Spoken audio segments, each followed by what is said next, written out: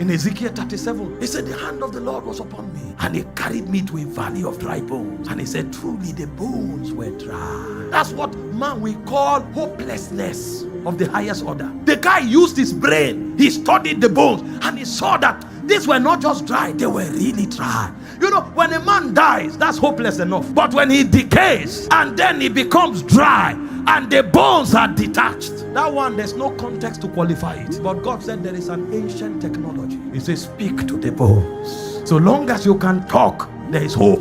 The precursor of hope is talking. So long as you can talk, there is hope. I know in your realm, death is hopelessness. Decomposition has no definition. Dry bones have no definition. Then detachment or talk. There's something older than the elements of time. Before bones were formed, words were spoken. At the beginning I spoke.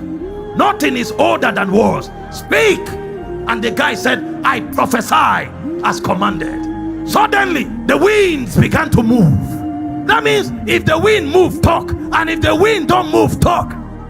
The winds began to move, and suddenly the guy heard a sound, and he said, bones began to connect to bones. Bones began to connect to bones. And when the bones merged, he said, don't stop talking. When you stop, the action stop. Keep talking. And he kept talking. Suddenly sinews appeared. Suddenly the wind entered, and when they rose up, it wasn't the people that died that rose up. A village that was overtaken died. But what rose up was an exceeding great army. Keep talking. Dry bones can become an army. Keep talking. Talk.